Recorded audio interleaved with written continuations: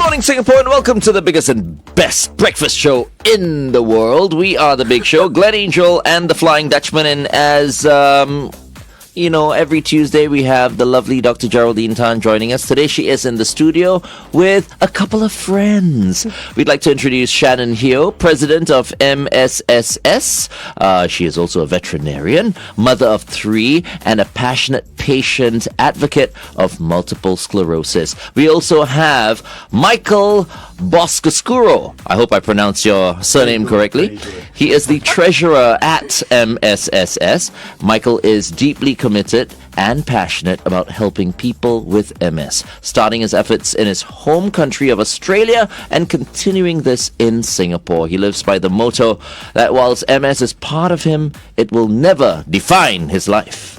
Welcome. Correct. Welcome to all 3 of you for coming in. Now, just to clarify that MSSS stands for Multiple Sclerosis Society Singapore. So I guess we could ask first, Dr. Jerry, why we're spotlighting multiple sclerosis today. Yeah, because we have a lot of different chronic diseases, and we haven't really talked about the chronic diseases, so I thought I wanted to share a little bit about chronic diseases, the impact on mental health, and my friends here are saying we're going to come forward and talk about, MS and share about our experiences, which Perfect. I thought was really nice. Of course. Michael, maybe you'd like to tell us a little bit more about MS, which is multiple sclerosis. Yeah, so... apologies. No worries. So multiple sclerosis is a disease of the central nervous system, an autoimmune disease. It attacks the brain and the spinal cord. It's known as the mystery disease, so there's no known cause, there's no known cure. Symptoms can range from tremors to balance to cognitive problems, eyesight issues. The average age of diagnosis is between 20 and 40, I think. 2/3 of the population are with women. So young women starting their careers, starting their families. And so it's a disease that I've lived with now for about 20 or so years. And I'm trying to do, and being part of the MS Society of Singapore with our president here, Shannon, and our committee are trying to do the best we can to raise the profile about MS and really trying to increase really the education, advocacy, what are our 3? Empowerment, advocacy and empowerment for MS people with MS in Singapore. So it's a keen interest of mine. Okay. So is it a condition someone is born with? No. So generally, you can get MS if you're a baby. There are those cases, but generally, like for me, for example, it came out of the blue. I was just 18 years of age, going through my final years of high school back in Australia, and it just came out of nowhere. So it really has no rhyme or reason why it impacts different people and why it comes into someone's life. There are obviously things like medical, like family history, and other maybe predetermining factors that might indicate MS could come into someone's life, but it's really, that's why doctors, it's the mystery disease in many ways. There's no real reason why someone gets it. So that's one of the key areas that they're trying to research into to try and find a cure. Ultimately is really the end goal of, I guess, researchers and doctors. So Okay. Big space. Well, thank you so much for being here with us today. Shannon, you are the president of the Multiple Sclerosis Society of Singapore. Can you tell us expand a little bit more on what Michael already shared? Okay, so I just wanted to add that we are a very young society. We only got registered with ROS this year in March 2024. So we are kind of like the baby society with all the other societies. So the reason why we formed this society is because we wanted, like Michael said, our mission statement is actually empower, advocate, and educate. Okay, so these 3 key areas. So the reason why we formed this society, actually it's multi-factor, but before us there was only a support group called MS Care that mainly I guess, organize like social events and gatherings for the MS patients, but there was no, I guess, structured network or information that would link, I guess, the patients, healthcare personnel, caregivers, and all that together. And then one of our excos, Molly, hello Molly. So she came here from America, and then when she was relocating, she said that she could not find any information on MS. Like, so if somebody was diagnosed and they went to Google about MS in Singapore, you would basically get nothing except like some weird articles, I think. Yeah. So she said I was one of the weird articles. So basically no structured information or any platform for exchange of information. Yeah, so that was why we set up the society. Okay. All right, let's continue this conversation on the Big Show TV, shall we? Meantime, here's Mimi Webb on Kiss 92. So, Dr. Jerry, carry on, Effie. So, Jerry, these chronic illnesses, they weigh heavy on the mind. They do. So the chronic illness, it can strike anytime. Like, what Shannon and Michael shared, between 20 to 40 years old. So the average age that the MS is being diagnosed is about 31 years old. Averagely, but if we talk about chronic illnesses, it can strike anyone at any time, and it doesn't discriminate, who you are, where you come from, and which SES you belong to.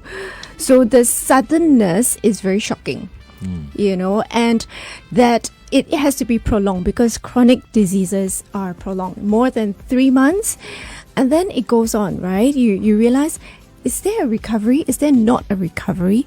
And the word chronic means you can only manage it.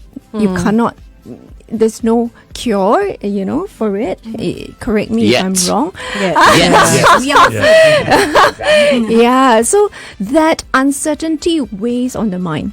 So that sudden diagnosis, you feel like you're being slapped with something. It really is shocking, frustrating, because you don't know which direction to go. I think Molly made a very good point, that sometimes reading materials or materials out there might not be enough, or it might be absent. So that's why we are trying to bring light to it also. Yeah, so that also brings a lot of worries, because too much reading material, you over-intellectualize. But too little, you also find that I don't know what to go. I don't know how to move forward with my illness. I don't know what to do with my illness. Yeah. So you were talking about chronic illnesses. Obviously, multiple sclerosis is one of them. What other illnesses could there be in terms of chronic illnesses? So there is your diabetes, even eczema, your asthma that children we see in children. Adults continue to have it, it gets flared up. But I actually want to bring some awareness. Our Ministry of Health actually has a chronic disease management program, and it covers 23 chronic diseases. So it's listed out there, diabetes being one of them, hypertension, stroke, the schizophrenia. Depression is also under that. So depression is a chronic illness, is a chronic condition also. So many people don't know that. And many times with other chronic diseases, depression is the number one comorbid disease that comes together with it. Shannon and Michael can attest to it. Yes. You want to share a little bit more? Because you're a survivor of MS, am I right? It says Sur-thriver. Sur-thriver. What's a Sur-thriver? It means surviving and thriving. Surviving and thriving. Nice. Okay. Oh, Sur-thriver. you had MS? I have. Oh, you Oh, you have MS? Yes. So So there it's are- invisible, so people cannot tell. There are different grades of it. If I could use the word grades. I mean, this is good that we're learning more about MS 'cause we today, don't because I think know. for most people, which is why I asked Michael the question earlier on, right? I mean, are people born with Right, MS? Because I have a very strong feeling that a number of people who are watching us right now probably thought so. Like, you've got to be born with this chronic illness. Could some people be living with it and not know it? Yes. Yes, for sure. Yes. Okay, How? so How is that? when did you find out, Shannon? And how did you find out? I found out when it was 14 years ago, so 2010.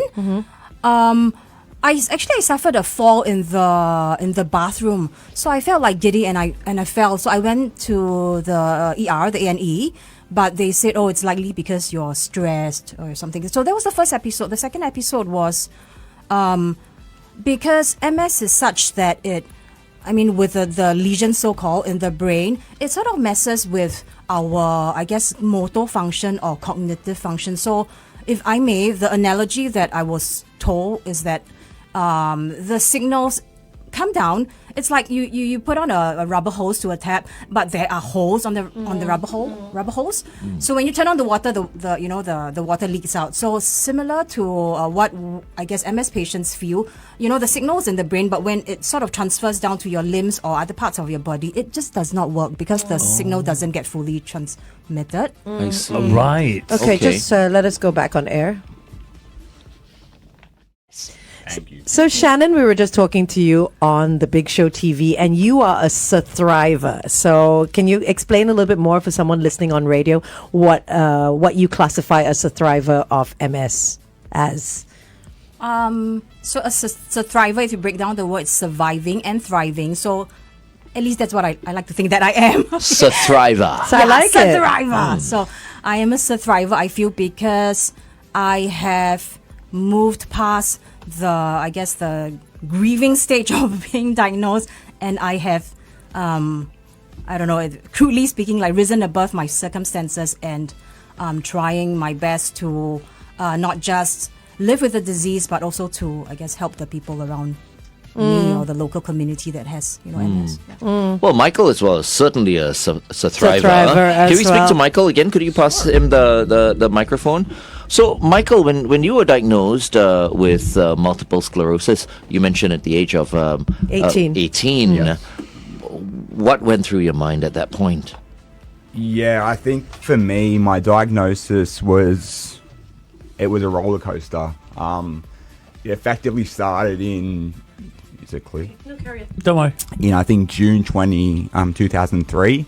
I had a numb left thumb, and that spread to my hand, my arm. Then the next 9 months, I was basically in and out of hospital, basically getting better, getting worse. And then about 9 months later, or maybe a year later, actually in June 2004, I had a brainstem attack, which basically meant that my whole body was knocked out. So I couldn't walk, I couldn't talk, I couldn't breathe properly. Oh dear. And I think at that period of my life, I was probably, and I reflect on it now, it's hard to know what I was thinking. It just happened so quickly. My life had been transformed from being a pretty regular 18, 17-year-old kid going through high school, playing sport, working a part-time job. And then this came into my life and I didn't know what it meant. Would I be able to go to university? Would I be able to work? Would I be able to live? So I think at that period in my time, my parents particularly and my family and I guess friendship support groups were, I can't thank them enough really, because why I'm here today is really because of them. I think they helped me in terms of my that mental health, for example. I think they gave me the resolve to help push through it, to I guess keep striving for the stars. And like Shannon shared, and like I think I shared in my MS is a part of me, but it won't define me. And I think it won't. If we have the right attitude and the right mindset, we can achieve anything, and I truly believe that. And so I think no matter what gets thrown in your way, there is a way through it. And I think in the tough times, it's just trying to find that resolve within yourself to be able to find that strength. And there is light, I think, at the end of the tunnel. So I think. Yeah. I respect you so much, That's Michael. Yeah. You're so strong. Yeah. Thank you. Jerry, so, how would you basically define Michael right now based on his strength? I'm sure you have seen some people who would be totally devastated by a diagnosis like that. In truth, I've not seen them, when they were just diagnosed. But if you hear what they're saying, they go through the grief stages also. Yeah. Because they need to grieve for the life that they have known before, for the life they had planned ahead, and then to rewrite their own narrative, which is not easy. So they have to go through that grief stages. They ask why me, what's going on with me, who will be there for me, will I live the way that I want, and how do I rewrite this journey for myself. So it is actually a period of time. So I've only caught them, at somewhere in between. But it's so amazing that he had his family and friends, Yes. right, Michael, who Yes. supported Yeah. you Yes. greatly. You did not see a psychologist.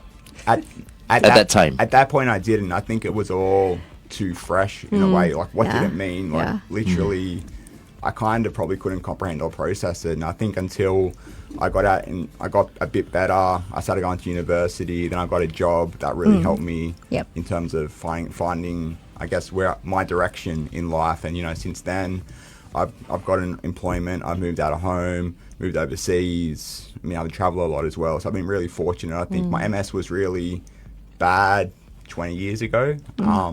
But now I think I've been really fortunate to be pretty stable. I didn't mention before, MS is very much a up and down disease. So you get sick, you get better. You get sick, better, sick, better, sick, better. Oh. That's the relapsing remitting is kind of the most common type of MS. And so I got relapsing remitting, but I've been pretty stable since 2004. So in that sense, very lucky. And I'm just trying to make the most of life, I think. Amazing. Yeah. Let's continue to talk to Jerry, Shannon, and Michael on The Big Show TV. It's 8:22. Yeah, so I was just looking online, and there are 4 primary types of MS. Yep. So you were mentioning the relapsing remitting MS, and then there's the primary progressive, there's the secondary progressive, and the progressive relapsing MS. Which one is what you live with, Shannon? Oh, both. So what happens to you in your worst stage of relapsing remitting MS?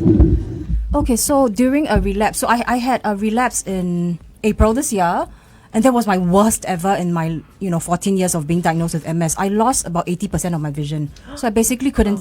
I had like double vision. Everything was blur. I couldn't do the things like even regular things. I couldn't do the regular things, and then my left side half of my body was not functioning, and then when I walk, I couldn't walk straight. I was just falling to the side. So when I was admitted into hospital, the doctors thought, okay, maybe this is an MS relapse or maybe it's stroke. So I had to be kept in the hospital for about a week before I got. How long does a relapse like that last? I think it depends, right, from person to person. Some are, they call it pseudo relapse, where it's not like a full-blown one, so it sort of goes away after a couple of days, but you get your symptoms exacerbated. But there are some where it's a little longer. The one that I had to go through, I needed to get steroid infusion for 5 days, but then the home recovery was about 2 months after that. So I couldn't work for 2 months. Yeah. Wow. Oh, learning a lot today. So do you have to take regular medication for this? Is there a medication? Like, do you... There is, right? The Michael? most Michael? recent Yeah. one. Can tell us, we haven't seen this. Yeah, so at the moment, myself and Shannon are on a 6-monthly infusion. So we'll go to the hospital. It's called Ocrevus. We'll go Team Verse. We'll go to the hospital, have a 1-day infusion. I mean, I guess with MS, the kind of incredible thing is back in 2004 when I was diagnosed, there was probably maybe 3 medications available, which are generally daily infusions or weekly infusions. So you got to inject yourself with a interferon. Now there's probably, and don't quote me, but probably 10 to 15 medications available. And again, these medications don't cure or fix MS or fix what's been done. They basically help stop you getting worse. They cause disease modifying therapies. And so now you can go from tablets, daily tablets, to what we're on, the bi-weekly infusion, monthly infusions. So I've been on, I think, chemotherapy, monthly infusions, daily tablets, now this one, and also injections. So there are a lot of options available, which is, I guess, shows medical science is a pretty incredible thing. Right. Did you mention chemotherapy? Yeah, so that because my onset was so rapid, and I guess back 20 years ago, my doctors hadn't seen a lot of that type of MS in such a young patient, and a male patient at that as well. And so I had a low-dose chemotherapy used for prostate cancer called mitoxantrone, and that basically was designed to, I guess, modulate my immune system. So with MS, basically what happens, your own immune system attacks the brain. So it mistakes your nerves or your nerve insulation as being a foreign invader. So the white blood cells attack that. And so the chemotherapy was designed to basically change the way that my immune system worked to therefore stop attacking the body. And I think myself, it was pretty effective at helping to change the course of my disease. So, but it's not commonly used. It's more for prostate cancer. Okay. So how many people in Singapore live with MS? Do you know the numbers? Or It's about more women, right, you say? Yeah, Yeah. 2/3. I believe it's about 300 people in Singapore. 300, okay. But we are guessing that there's more. So I mean, from the nurses, they say that there's probably about 500 in Singapore, but maybe some undiagnosed cases. The ones that are known, I think it's only 300. And I believe that's only the data from restructured hospitals. We have not captured the ones from private hospitals. Oh, right. Okay. How good are the doctors in diagnosing MS? I'm serious with this question because there might be some people, who are experiencing these symptoms and they go and see a GP And or they say whatever, it's a and stroke they'll or just go whatever. like, "No, we don't know." We are Yeah. not, we're not on air, right? Are we on air? Of course we're on here. Then we cannot say. Oh, so it's true. We will So- leave it to next week Yeah, because when we we have leave a it. doctor, Okay. a medical doctor that is Okay. coming. Only on air. because Yeah, but that- also. yeah. That medical doctor is probably, someone who knows. Who knows. But what Yeah. I'm saying here is that, I'm just wondering how many doctors out there just, No, I know what you're saying You know what I because mean? you Yeah. went into hospital at one time and you said they thought maybe it could have been a stroke. So are there MS situations where they are mistaken for strokes or vice versa? I suppose that's why we work as a team. So I will jump in here Yeah. because I think whilst working, may I say it, Michael? I'm actually his therapist. Oh, right, okay. So I must ask for permission, but ask on air. All good. Yeah, but I think there was a period of time that it was very difficult, remember, because you're feeling lethargic, there was a lot of other symptoms, and we weren't sure whether it was a relapse, it was a medication, the adverse effects of the medication, and thank goodness he had the community. So he had people to speak with, and he shared, you were conversing, and it was not, he was not going into a depressive state. He was not having, another disease, but it was just, I think it was the reaction of the medication, if I remember correctly. So that's why we really need to work as a team, and to identify all the different signs and symptoms. Yeah. Okay, we'll continue to talk about it on air. Stand by. So we're talking about multiple sclerosis this morning, and I just want to find out from Michael or Shannon how, because we're here to bring awareness to the society about this disease. How does society react to people with multiple sclerosis? I guess that's my question. I'll start and maybe Shannon can add to my response. I think what we've tried to achieve here with the MS Society of Singapore, I think Shannon touched on it. In Singapore for probably 20 or so years, there's been support groups, mainly for social connection, which is really important, no doubt. And I think for me, it was incredibly important personally. But with the society, we're trying to educate, empower and advocate for people with MS in Singapore, be that in the community to create awareness like we're trying to do this morning, with government organisations, with other societies around the world as well, just so we have, I guess we give people with MS a voice when it comes to having conversations around health outcomes, policies, and what we can do to help improve their lives and I guess create that inclusiveness, I think. So I think it's a really important step we've taken, and like Shannon shared, we're a really young society, we're about 6 months old, We don't have many or any resources, to be honest, but we're just trying our best. I guess a group of motivated individuals to try and do what we can to help out people with MS here in Singapore. And I think for me, the key thing really is education. So it's really important. Yeah, I feel as much as you're empowering the people living with MS, we need to empower the people living without it as well with the awareness and the education of knowing how to handle situations that might come up. Yeah, and help someone with multiple sclerosis out. Let's say you're out in public, and you see someone who has MS. Understand what they might be going through, or try to at least empathize. Yeah. Shannon, is it okay for someone to approach someone with multiple sclerosis? Should they see that person, perhaps maybe having difficulty, doing something? Yes, I think it's okay, but more often than not, a lot of us have invisible symptoms, and you can't really tell. Like Glenn asked me, do you have MS? That's quite a common question. So I'm like, what, really? They're like, do you have MS? Shannon? Are you sure? People doubt us. Because it's invisible. The symptoms are invisible. So that is why we are trying to create the awareness so that people will know that there are others, not just MS. There are other, I guess, invisible diseases, a chronic illness that needs to be. Yeah. The reason why I mentioned doctor just now is because, of late I've had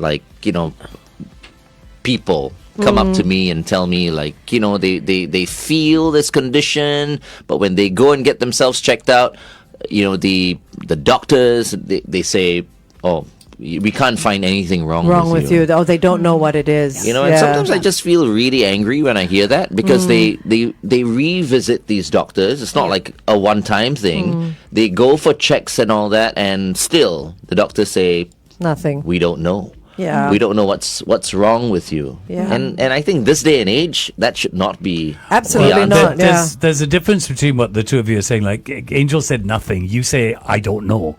And there's still a lot in the science of being a doctor that they don't know about. Sure. I'm sure what we knew about multiple sclerosis when you first had it and what we know now is completely different. Exactly. Yeah. So it's a growing thing. But we've got a question from Maul on our Facebook page. What's the biggest challenge that you guys have faced? Tell you what, hold that thought. We'll tackle that on the Big Show TV. Meantime, here's... So Maul has asked the question on our Facebook page. What's the biggest challenge you faced with... Anyone? Michael, Shannon? Whoever wants to take whoever this. would like to take I'll that. let them think first, Okay. So I'll come from the medical side. Not medical. Well, the mental health side. perspective. So I suppose we talk about inclusivity, and I think when there is invisible, people love to give unwanted advice. Very annoying. What's that? Do yoga.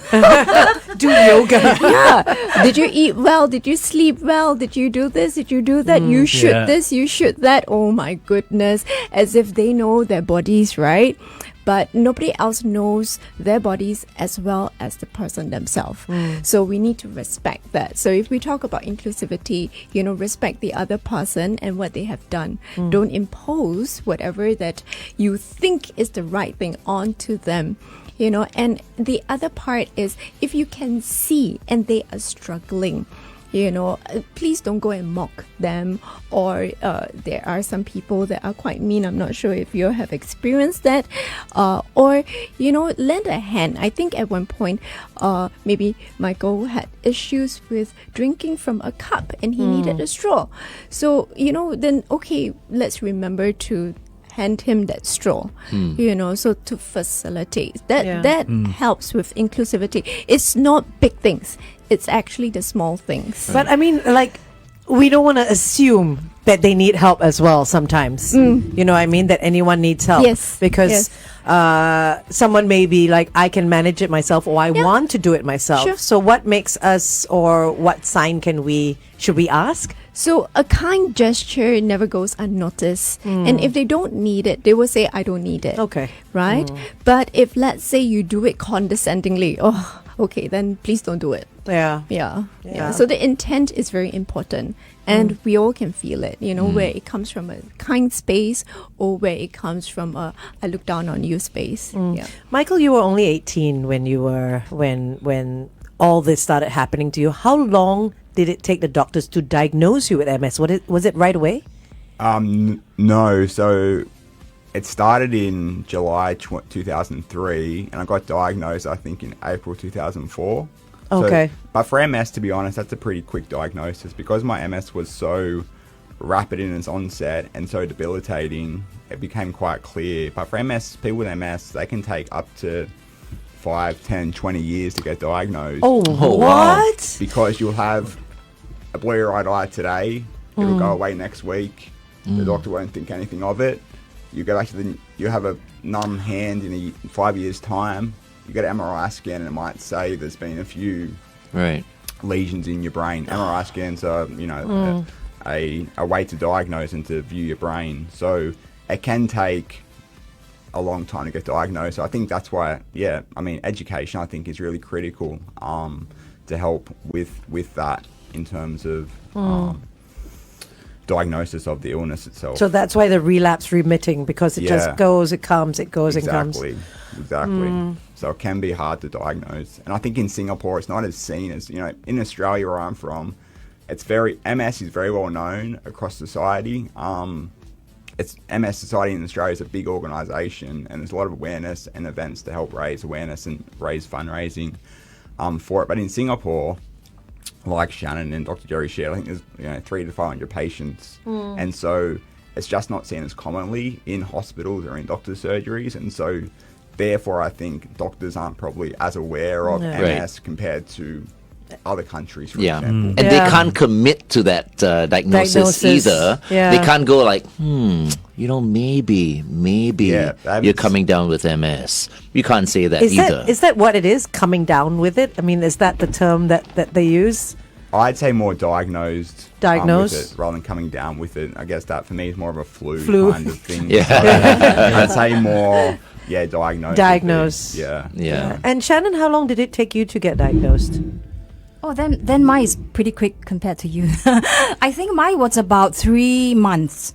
3 months from the first onset of my symptoms. I think 3 to 4 months. I had to go through a few doctors, and they gave me a few diagnoses before that. Before I was diagnosed with MS, they thought I had brain lymphoma. They said it's malignant. It's Oh wow! So you had to go. I'm sure you had to go for an MRI and all that. I went for an MRI, but they said it looked like a tumor in my brain. So, okay. Yeah. So did they do a biopsy? They wanted to, but I refused to.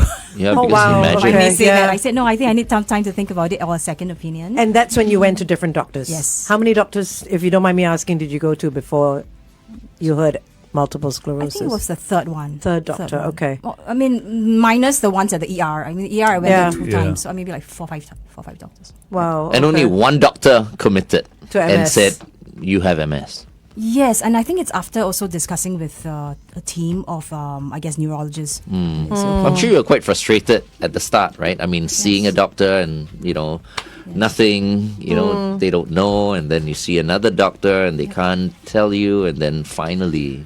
Yeah. I mean, but that's crazy. I mean, a lot of other people who would have heard lymphoma and a tumor in the brain would have said biopsy straight away, because I need to know what this is. But you, in your gut, kind of said, no, I'm going to wait and seek another opinion. Because I was told that it's malignant, and I feel like if it's malignant, I should have more signs than these. Right. So I trusted my your gut feeling. Yeah. And I said, okay, I don't want to go for the biopsy. I want to consult more doctors before I make the decision. Yeah. Wow. That's great. Hard decision. Wisdom. Hard decision. Michael, I wanted to ask you earlier. I was going on this thread of you being 18 years old, and then you were diagnosed at 19, just after. How did that affect your teenage life? Your group of friends, the activities that you used to do. How hard was it on you? Yeah, I think it was so. I didn't know what to think, to be honest.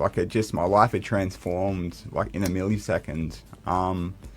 And my family and friends, basically, which I think has been really important for my own life today, they just treated me like everyone else. So we still had fun together. We still went on holidays together. We went out together. I remember going to a nightclub with a walking stick one time in my hometown of Wollongong. Hi to those in Wollongong who I've been to Wollongong. It's beautiful. It's such a great area. Yeah, so I remember doing that, and like that was I was really embarrassed, I would say, like mentally. Hold on, sorry.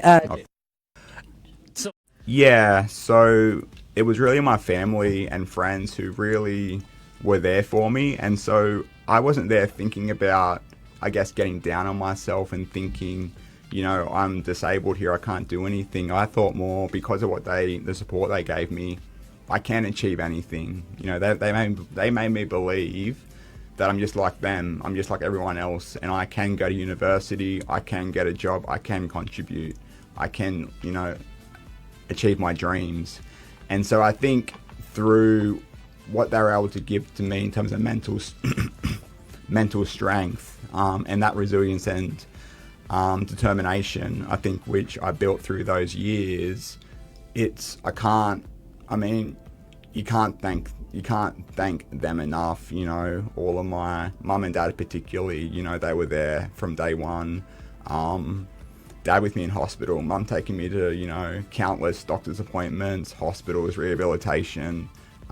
It was, you know, and looking back now, like I said before, it's hard to, I guess that period in my life is really turbulent, but again, just that constant thread of my friends and family, and now my work colleagues as well, I think, have been the next, and university colleagues, things like that. And chartered accountants as well. I'll give a shout out to chartered accountants here in Singapore. It's been really important, I think, holistically, to make me feel like, you know, MS, I don't think about MS on a daily basis. It's more, what can I do? What can I achieve? What do I need to do? You know, I guess other life considerations and stresses. But MS for me it's there, but I'm just trying to live my life the best I can.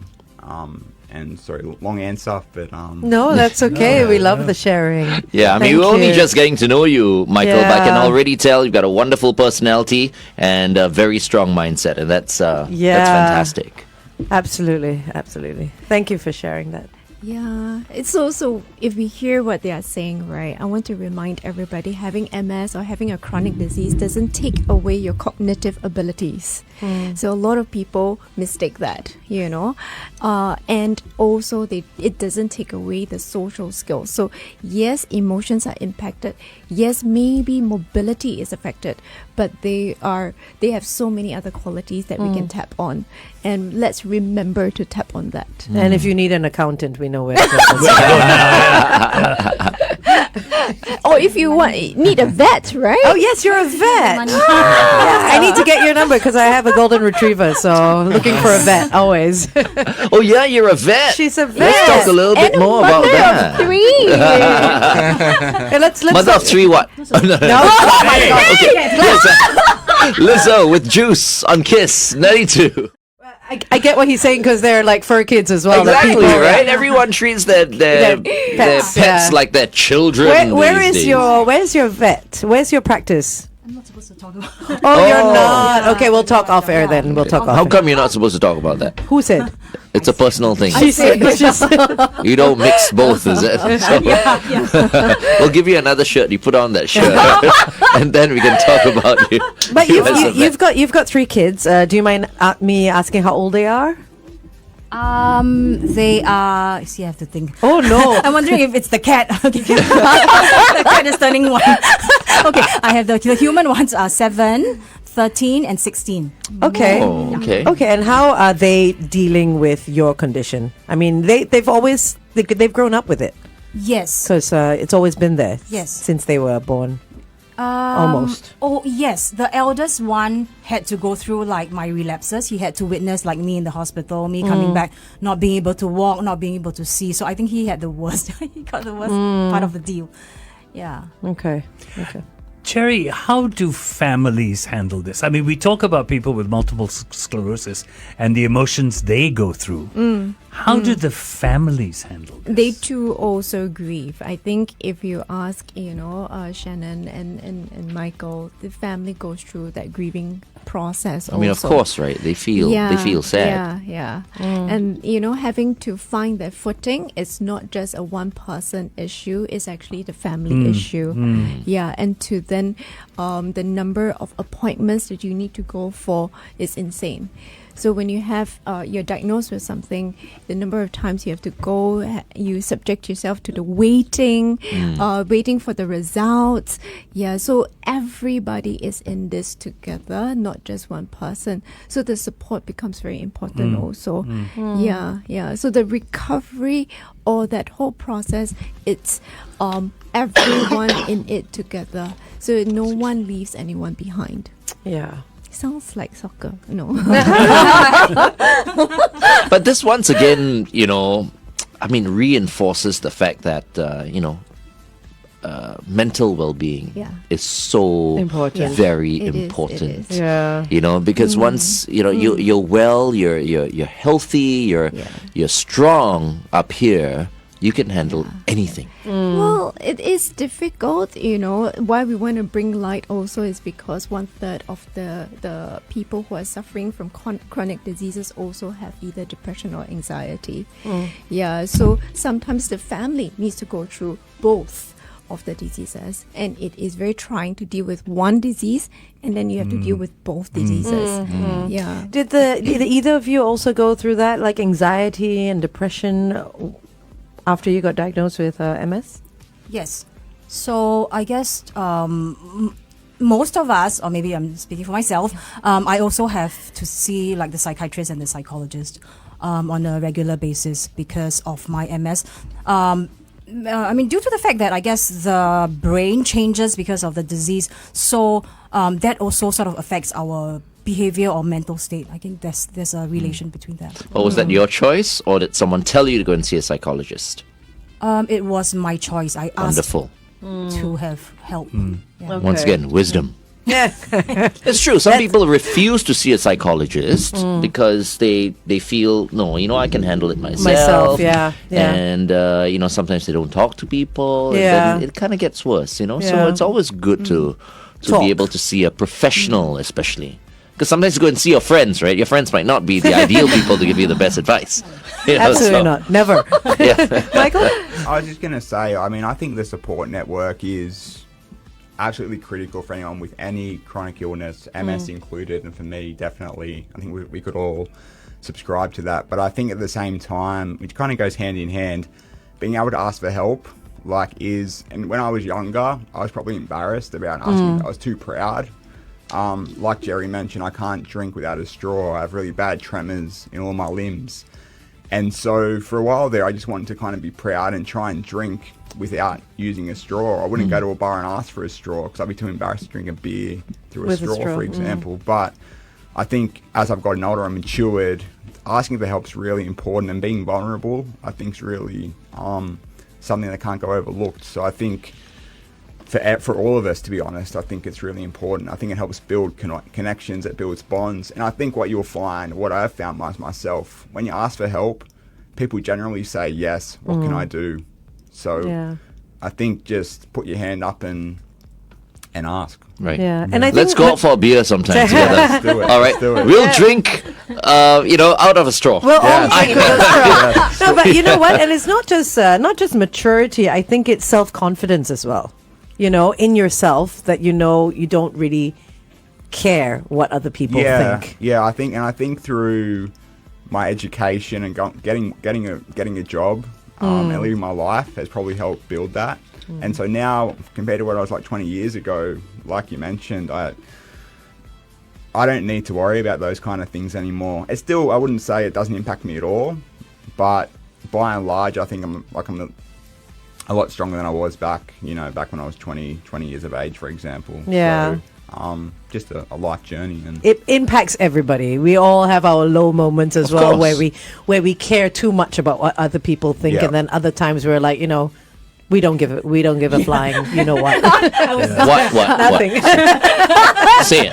No. I won't be here tomorrow if I do. Well, if you want to find out more about the Multiple Sclerosis Society of Singapore, you can go to MSSS, that's SSS.sg. They've got a lovely website. all Is the yellow events your corporate color?